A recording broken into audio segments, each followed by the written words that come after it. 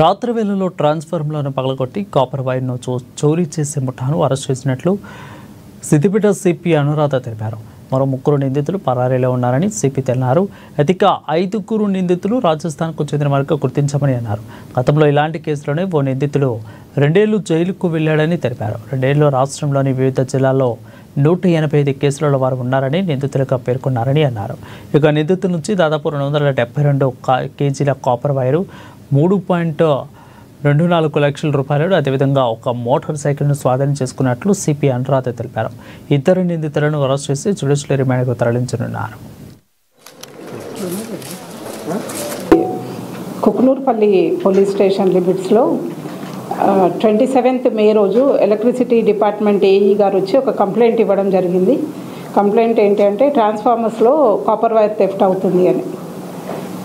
దీనివల్ల రైతులకు చాలా ఇబ్బంది అవుతుంది. పవర్ పోతే వాళ్ళు కల్టివేషన్ అదంతా కూడా చాలా ఇబ్బందులకు గురవుతున్నారని చెప్పడం జరిగింది.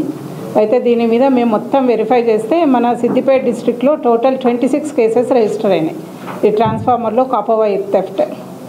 సో ఇమ్మీడియట్గా మన ఏసీపీ గజ్వేల్ గారి ఆధ్వర్యంలో CI Thoguta Latif and team తోటి ఒక 2 స్పెషల్ టీమ్స్ ఫామ్ చేసి ఈ కేసు డిటెక్షన్ గురించి వాళ్ళకి అసైన్ చేయడం జరిగింది. దీనిలో టెక్నికల్ డేటా అండ్ అదర్ ఎవిడెన్సెస్తో 2 అక్యూజ్డ్, ఒకరి పేరు అజరుద్దీన్ అండ్ ఇంకొకతను షాకీర్, వాళ్ళిద్దరూ రాజస్థాన్కి చెందిన వాళ్ళు కస్టడీకి తీసుకొని క్వశ్చన్ చేసినప్పుడు టోటల్ మన జిల్లాలో ఉన్న 26 అఫెన్సెసే కాకుండా వీళ్ళు ఏంటంటే జేసీబీ ఆపరేటర్స్గా వర్క్ చేస్తుంటారు.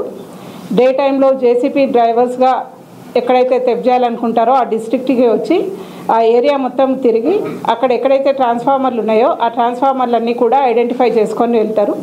తర్వాత నైట్ టైంలో వచ్చి వీళ్ళిద్దరే కాకుండా వీళ్ళకి ఇంకొక 3 అక్యూజ్డ్ కూడా ఒక టీం లాగా ఫామ్ అయ్యి ఈ 5 కలిసి కాపర్ వైర్ థెఫ్ట్ చేయడం.